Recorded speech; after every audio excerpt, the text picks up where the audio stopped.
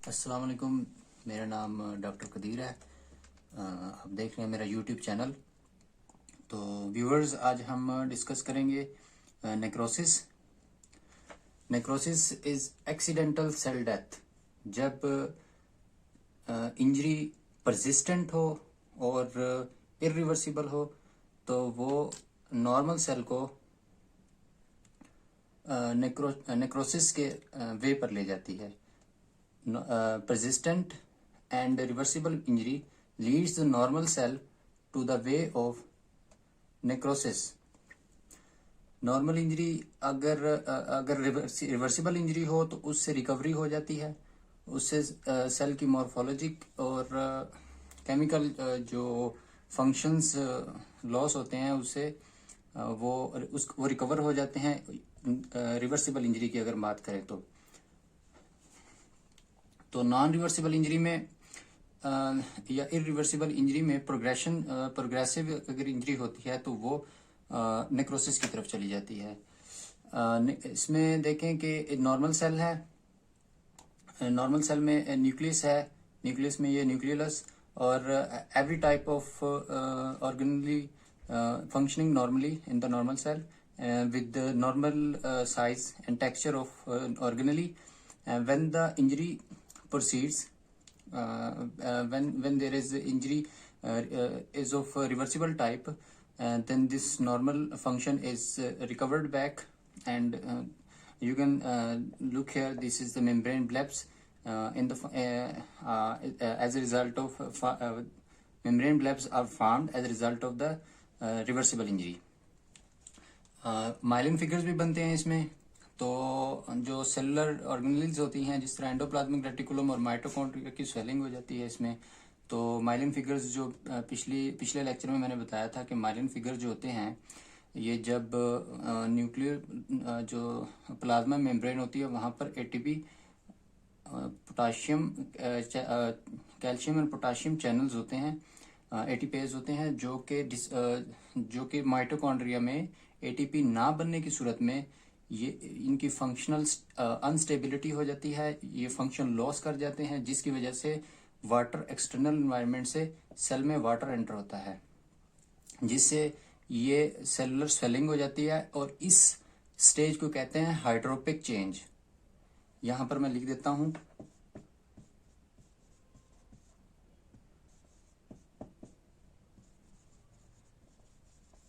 इसको कहते हैं हाइड्रोपिक चेंज। तो सेल एक वैक्यूल की सूरत में अपेयर होना शुरू हो जाता है। तो ये जो माइलिन फिगर्स होते हैं, जैसे जैसे ये सोडियम और पोटाशियम चैनल फंक्शन लॉस करते हैं, ये वाटर एंटर होता है सेल में, सेल वैक्यूल की सूरत में अपेयर होता है। और जो ऑर्गेनेलीज होती हैं ये भी स्वेल हो जाती हैं। और जो फास्फोलिपिड्स प्लाज्मा मेम्ब्रेन में और ऑर्गेनेलीज की मेम्ब्रेन में मौजूद होते हैं वो साइटोप्लाज्म में मूव करते हैं।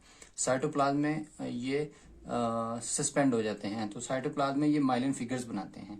Actually myelin figures are the collection of the phospholipids derived from the deranged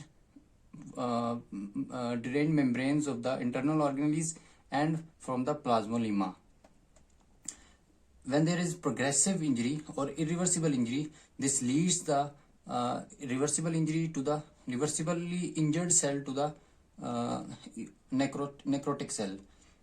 इसमें नेक्रोटिक सेल में माइलिन फिगर इंक्रीज हो जाते हैं और न्यूक्लियस के और माइटोकॉन्ड्रिया के अंदर ये एमोर्फस डेंसिटीज अपेयर होना शुरू हो जाती हैं। एमोर्फस डेंसिटीज या तो प्रोटीन हो सकती हैं या ये लिपिड्स हो सकते हैं या दोनों हो सकते हैं। ये एमोर्फस डेंसिटीज इसमें अपेयर होना शुरू हो जाती हैं। तो यहाँ पर आरएनए का फंक्शन जो है ना वो कम्प्लीटली लॉस, माइटोकॉन्ड्रिया का फंक्शन कम्प्लीटली लॉस हो गया है। माइटोकॉन्ड्रिया के दो मेन फंक्शन होते हैं सेल में।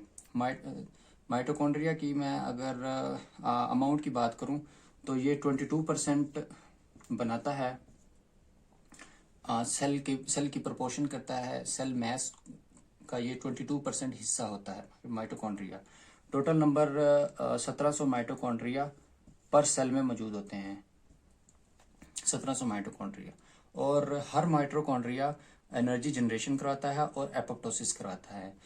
Later in the next video we will discuss about role of mitochondria in the apoptosis. तो इसमें अमोर्फस डेंसिटीज अपीयर होना शुरू हो जाती हैं इसमें माइटोकॉन्ड्रिया में।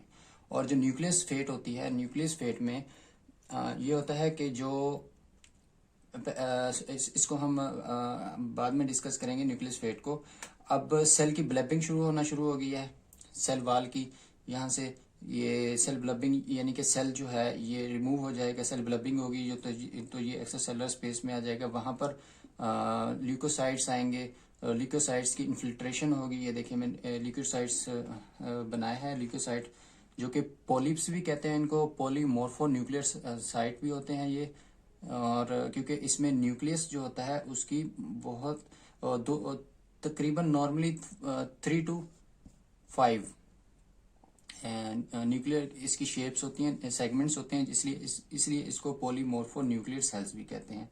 मेनली ये न्यूट्रोफिल्स होते हैं। और ये नेक्रोसिस जो है ये इन्फ्लेमेशन का प्रोसेस स्टार्ट करवाती है।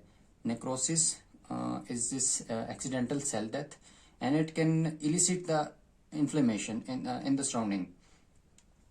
नेक्रोसिस जो है ये इसमें ब्रेकडाउन ऑफ प्लाज्मोलिमा होती है, इसमें ब्रेकडाउन ऑफ प्लाज्मोलिमा हो जाती है और न्यूक्लियस और ऑर्गेनेलीज की लीकेज हो जाती है। ठीक है, न्यूक्लियस और ऑर्गेनेलीज का जो कंटेंट होता है उसकी लीकेज हो जाती है। ये तो थी ये जो सारी हमने यहाँ पे डिस्कस की है कि माइलिन फिगर बनते हैं साइटोप्लाज्म में। ये 2 तरह की चेंजेस होती हैं नेक्रोसिस में। एक को हम कहते हैं cytoplasmic changes, cytoplasmic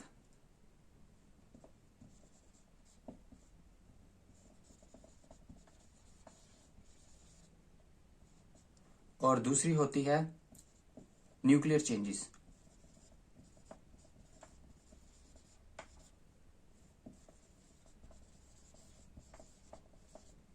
nuclear changes cytoplasmic changes में मेनली क्या होता है कि आरएनए होता है और आरएनए और प्रोटीन्स। ये आरएनए जो होता है ये पिंक कलर देता है। एक टेस्ट होता है स्टेनिंग टेस्ट जिसको haematoxylin H&E, simply haematoxylin and eosin staining test कहते हैं। हिमेटोजाइलिन जो होता है ये बेसिक डाई होता है और इयोसिन होता है एसिडिक डाई।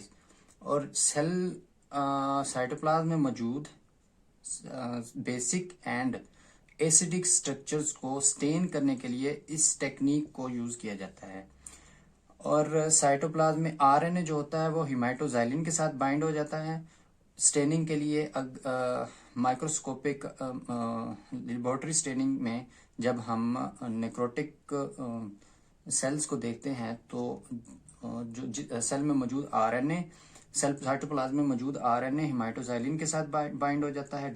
ये आरएनए जो होता है ये डिनेचर्ड आरएनए होता है।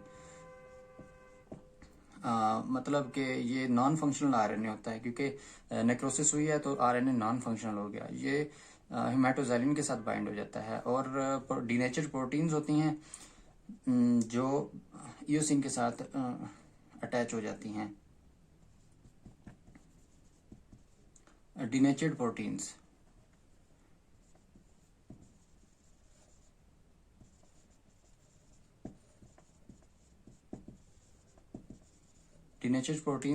इयोसिन के साथ अटैच हो जाती हैं।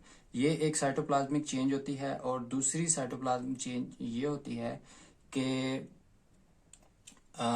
माइलिन फिगर्स अपीयर होते हैं और जो साइटोप्लाज्म होता है वो वैक्यूलेटेड हो जाता है।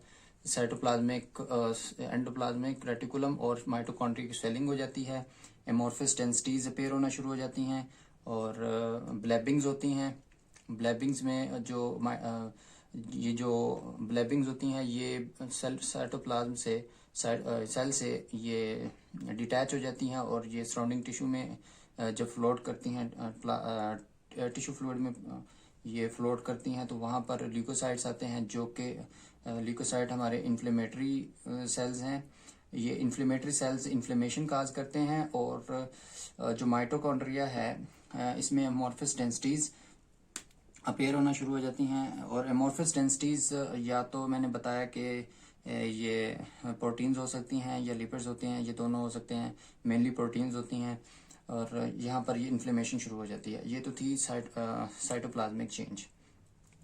और अब हम डिस्कस करते हैं न्यूक्लियर चेंजेस में। न्यूक्लियर कौन कौन सी चेंजेस होती हैं नेक्रोसिस में।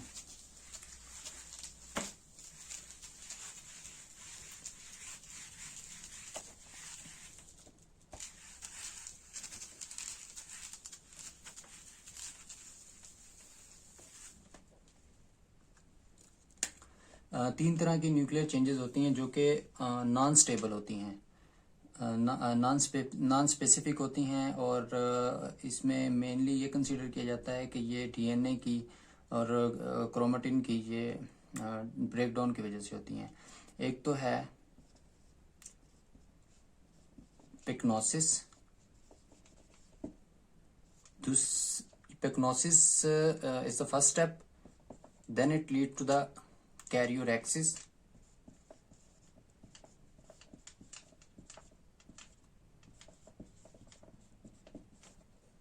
This is the second step in the nuclear changes, and it lead to the karyolysis. Then it lead to the karyolysis. पेक्नोसिस में क्या होता है कि यहाँ पेक्नोसिस में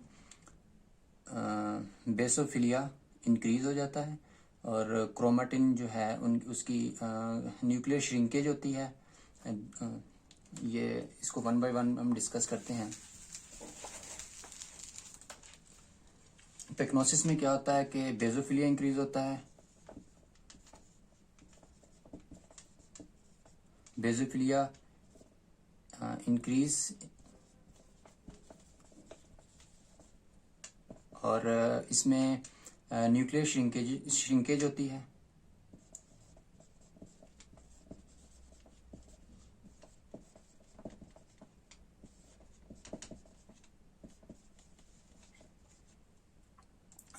तीसरा जो इसमें होता है, इसमें क्रोमेटिन जो है श्रिंकन मैस में अपेयर होता है। क्रोमेटिन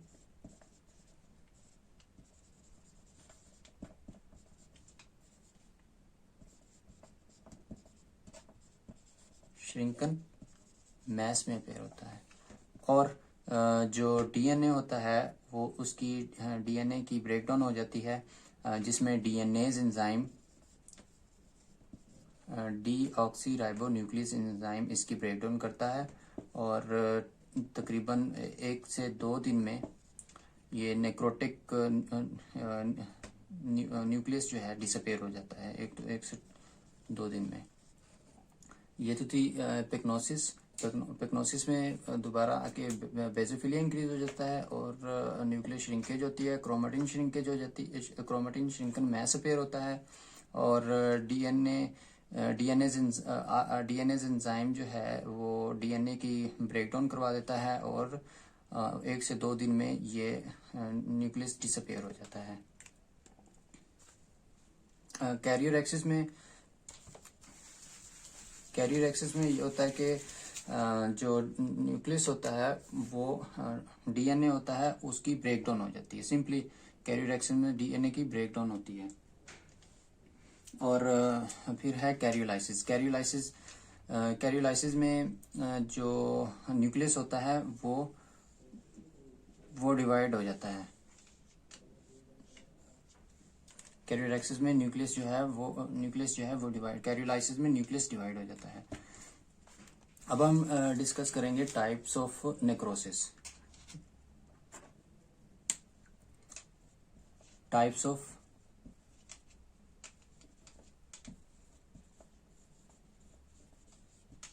ऑफ नेक्रोसिस हम डिस्कस करेंगे।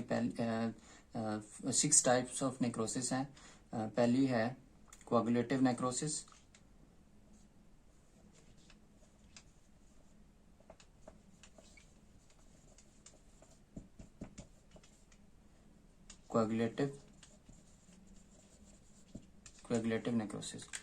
कोएगुलेटिव नेक्रोसिस में अगर हम किडनी की बात करें तो इसमें फर्म टेक्सचर होता है जो नेक्रोटिक सेल्स होते हैं जिनमें नेक्रोसिस हुई होती है, वो उनका टेक्सचर जो है वो फर्म होता है।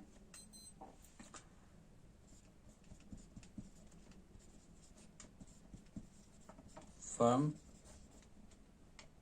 Texture of the necrotic sales. इसमें इसकी वजह ये है कि जो नेक्रोसिस होती है वो इफेक्ट करती है प्रोटीन, ना सिर्फ वो प्रोटीन को डीनेचर करती है बल्कि एंजाइम्स को भी डीनेचर कर देती है। प्रोटीन्स और एंजाइम्स, ये दोनों को इफेक्ट करती है, जिसकी वजह से एंजाइम जो हैं वो लाइसिस नहीं करवाते नेक्रोटिक सेल्स की, जिसकी वजह से नेक्रोटिक सेल जो हैं वो फर्म टेक्सचर अडॉप्ट कर लेते हैं। अगर हम किडनी की बात करें, किडनी का अगर हम ट्रांसवर्स सेक्शन लें तो इस तरह ट्रांसवर्स सेक्शन में किडनी में नेक्रोटिक सेल्स इस तरह अपेयर होते हैं इसमें। तो ये येलो शेड करती हैं, येलो, इसका जो अपेयरेंस होती है वो येलो होती है। और बाद में ये इसकी जो आउटर बाउंड्री होती है वो भी टेक्सचर को फर्म रखती है। आउटर बाउंड्री भी इसकी फर्म होती है। After the few days for the few days this texture or this integrity is maintained, and after the few days there is the infiltration of leukocytes and macrophages। बाद में ये इसकी texture और इसकी इंटेग्रिटी लॉस हो जाती है, क्योंकि ल्यूकोसाइट्स की जो एंजाइम्स हैं वो lysosomal enzymes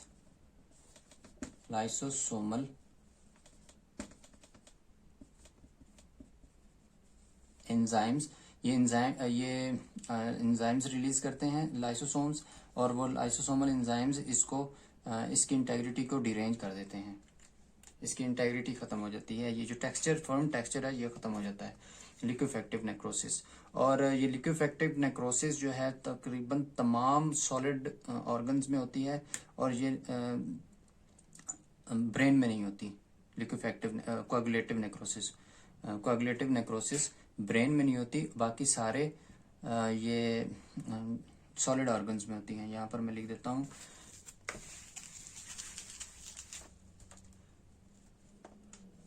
only in solid organs except brain।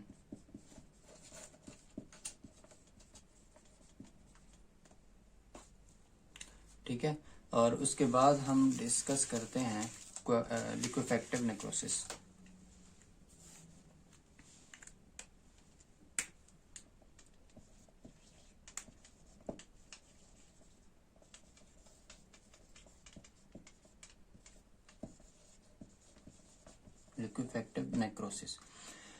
लिक्विफेक्टिव necrosis में ये लिक्विफेक्टिव नेक्रोसिस की जो फोकी होती है, फोकी उसको कहते हैं जहां पर कोई भी प्रोसेस हो रहा है, जिस जगह पर कोई भी प्रोसेस हो रहा है उसको कहते हैं फोकी। फॉर एग्जांपल कि जहां पर इन्फ्लेमेशन हो रही है वो उसको कहते हैं फोकी, जहां पर नेक्रोसिस हो रही है जिस जगह पर जिस पॉइंट पर नेक्रोसिस हो रही है उसको कहते हैं फोकी। किसी भी ऑर्गन में हम जहाँ पर भी कोई नेक्रोसिस या बैक्टीरिया वगैरह जहाँ पर डिटेक्ट किया गया है, यहाँ पर वहाँ पर इन्फ्लेमेशन हो रही है तो उसको हम फोकी कहेंगे। और ये नेक्रोसिस जो लिक्विफेक्टिव नेक्रोसिस है ये उन फोकीज में होती है जहाँ पर बैक्टीरियल इन्फेक्शन होता है, बैक्टीरियल इन्फेक्शन और फंगल इन्फेक्शन।